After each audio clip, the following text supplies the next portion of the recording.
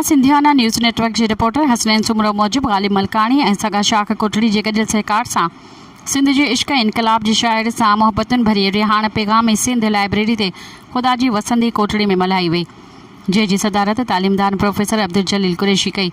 महिमान ख़ास बहितरीन सुघड़ काज़ी बदर अब्दुल सत्तार भुट्टो, स्कॉलर अल्ताफ़ मलकानी, साहिब रिहाण लोंग मल्हा महबूब सिंधी, नवीद अहमद मेमन, सूफ़ी इमदाद बुगियो, हाकिम बब्बर, खैर मोहम्मद शेख, रोशन डीपर, इख्तियार गौरी, ज़ुल्फ़कार अली हालार मेहमाननि में शामिल हुआ।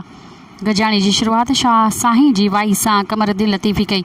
आयल मेहमाननि खे आजियाणो काज़ी बदर ॾिनो। साहिब रिहाण बहितरीन शाइर लोंग मल्हा के सिंधी टोपी अजरकुनि जा दोस्तनि पारां तोहफ़ा ॾिना विया। सदारती ख़िताब कंदे अब्दुल जलील कुरैशी चयो त लोंग मल्हा जी शाइरी में सुजागी जो सॾु आहे। स्कॉलर अल्ताफ़ मलकानी चयो त लोंग मल्हा इश्क इनकलाब के गॾु ॻायो आहे। लेखक महबूब सिंधी चयो त लोंग मल्हा जो फ़िक्र में सिंधियत जो हगाव मिले थो।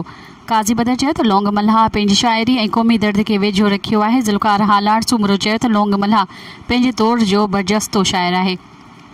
साहिब रिहाण सुञाण शाइर लोंग मल्हा चयो त सिंध जी ख़िदमत करण एवज़ जेको प्यार मिलियो आहे उहो मुंहिंजे लाइ एज़ाज़ आहे।